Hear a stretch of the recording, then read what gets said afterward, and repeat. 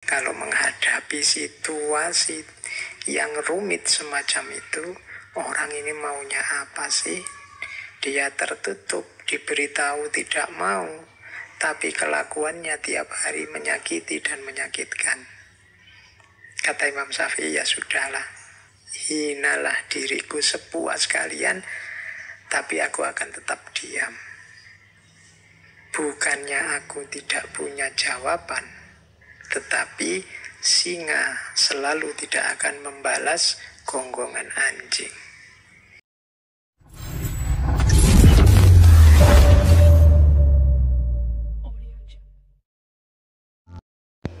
Assalamualaikum warahmatullahi wabarakatuh.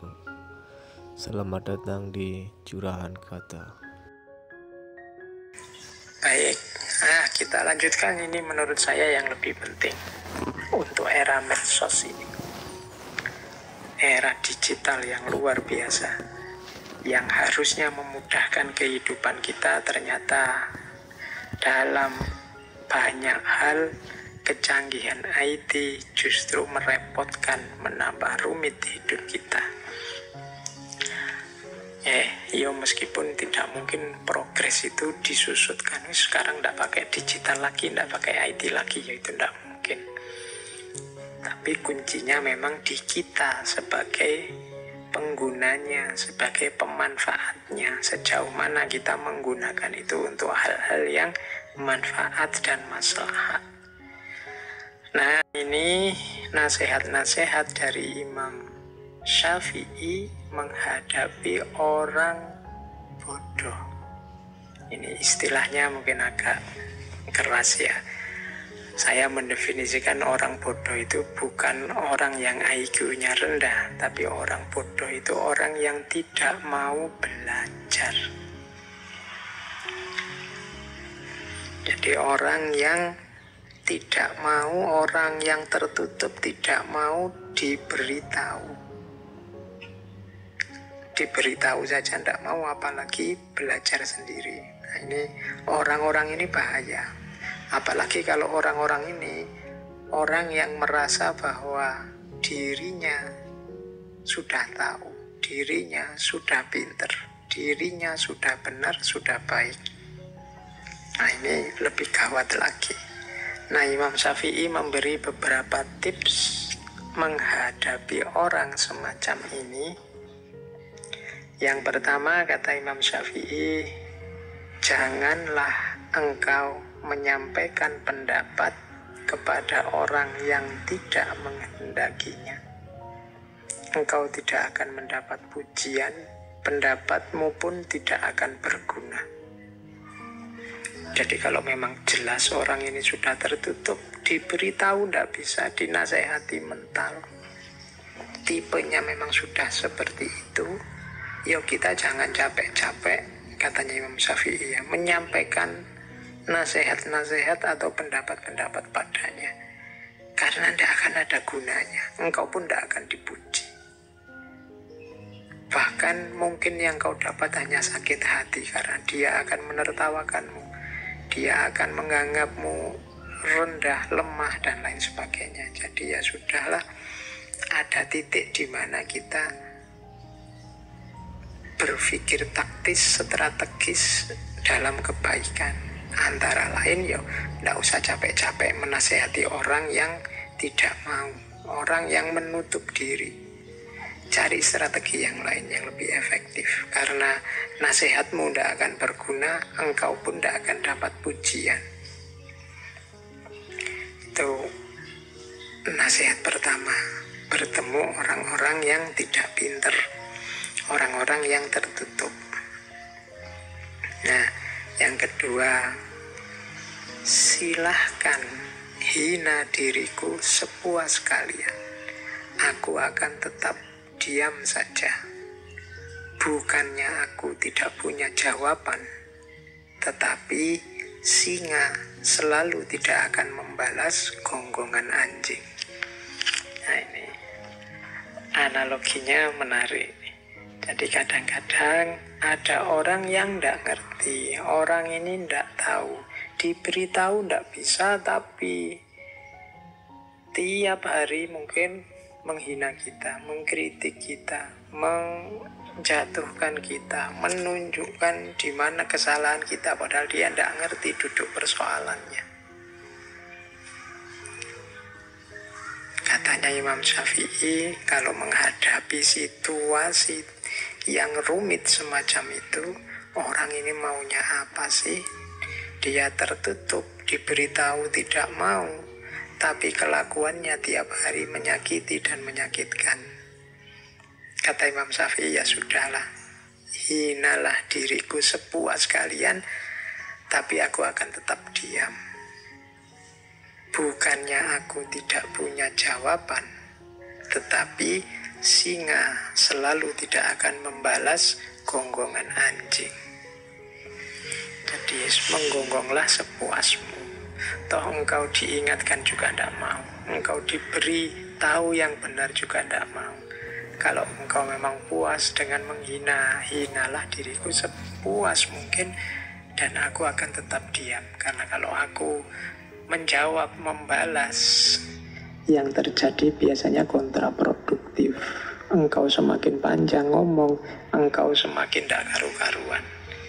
Tunggulah sampai gonggongan anjingnya berhenti, baru singa menyala.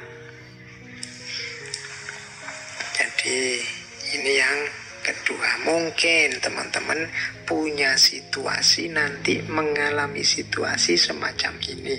Quotes ini boleh dipakai, tapi juga ya enggak dipakai sembarangan. Nanti setiap kali ada orang ngeritik kalian pakai ini, aku diem saja, singa kan enggak membalas gonggongan anjing. Padahal kamu enggak bisa jawab kritikannya temenmu.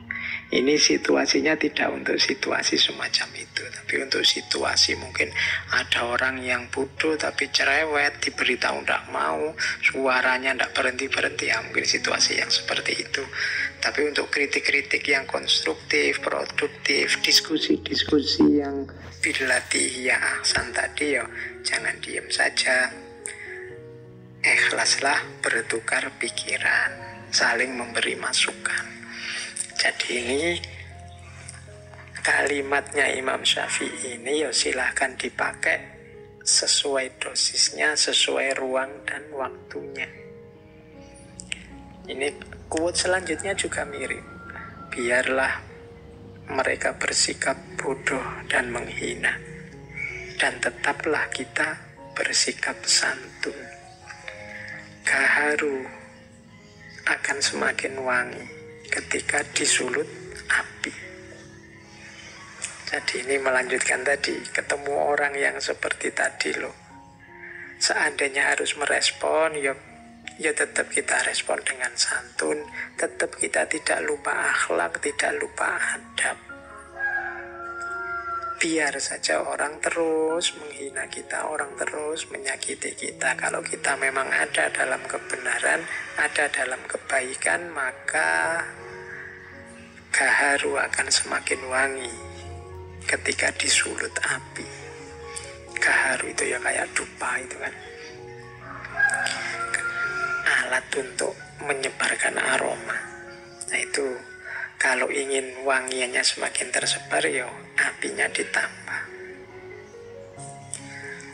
Ya kayak dupa itu kan, ditiup apinya semakin muncul, kemudian aromanya semakin menyebar. Kayak kemenyan itu kan juga begitu. Nah, jadi biarlah orang menghina. Orang menghina kita itu kan semacam melemparkan api kepada kita, menyulutkan api dalam hati kita. Tapi tidak usah khawatir karena kita jenisnya gaharu. Semakin diberi api, kita semakin memberikan aroma wewangian. Maka respon apapun yang kita berikan harusnya tetap dengan jalan bersikap yang santun. Oke, mengapa sih harus diam? Mengapa sih kok tidak langsung ditabrak saja orang-orang seperti itu? Kata Imam Syafi'i selanjutnya, aku mampu berhujjah dengan 10 orang berilmu, tetapi aku akan kalah pada 1 orang yang bodoh, karena ia tidak tahu akan landasan ilmu. Nah, ini menurut Imam Syafi'i, kalau sekedar debat, diskusi, melawan 10 orang aku bisa menang, aku bisa berhujah. Tapi melawan 1 orang bodoh, ya sudahlah, aku tidak akan menang. Kenapa? Dia tidak ngerti landasannya ilmu, sehingga yang dia lakukan paling yo ngeyel, paling yo pokoknya, paling yo menganggap kebenarannya satu-satunya, tidak mau mendengarkan argumen yang lain, tidak mau mendengarkan dalil yang berbeda, tidak mau melihat perspektif yang berbeda. Diskusi dengan orang semacam ini tidak akan menang.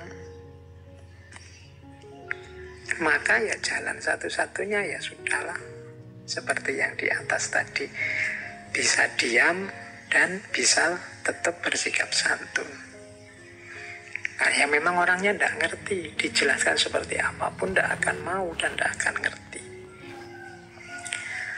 Nah, terus menghindarkan telinga dari hal-hal yang tidak baik merupakan suatu keharusan, sebagaimana seseorang mensucikan tutur katanya dari ungkapan buruk.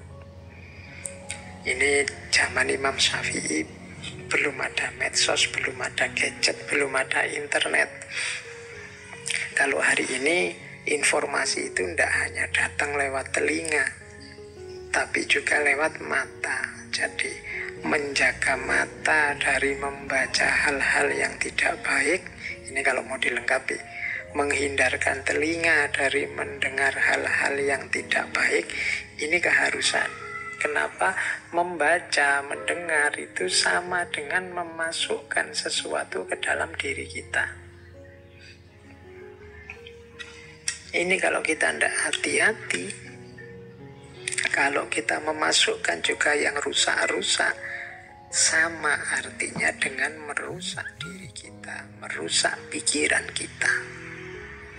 Maka mari kita hati-hati, lebih baik menghindar. Misalnya punya grup WhatsApp yang isinya begitu-begitu, terus yang tidak baik, ya sudahlah. Kalau ada tiba-tiba grup WhatsApp-nya penuh yang isinya begitu-begitu, ya dibersihkan saja, clear all. Mungkin bila perlu, tidak perlu dilihat-lihat. Kalau bisa keluar ya syukur, kalau tidak bisa keluar mungkin sungkan, mungkin tidak enak, ya sudah diam saja. Setiap kali penuh dibersihkan. Menghindari mata kita melihat hal-hal yang tidak baik, atau telinga kita mendengar hal-hal yang tidak baik. Mulut kita kan juga harus dijaga, tidak ngomong yang jelek-jelek. Telinga kita berarti harus dijaga, tidak mendengar yang jelek-jelek. Mata juga harus dijaga, tidak melihat yang jelek-jelek. Ini kunci, salah satu cara agar jiwa kita tidak gelap, jiwa kita tetap terang, tetap bisa menampung cahaya yang namanya ilmu. Mendengar yang tidak baik itu salah satu maksiatnya mata, maksiatnya telinga. Melihat yang tidak baik ini maksiatnya mata. Padahal maksiat itu salah satu yang menghalangi kita dari ilmu, dari cahaya dari Allah. Biasanya yang tidak baik itu muncul dari orang-orang bodoh, dalam tanda petik tadi ya, dengan definisi bodoh yang saya jelaskan tadi. Jadi ini beberapa tips dari Imam Syafi'i menghadapi orang bodoh.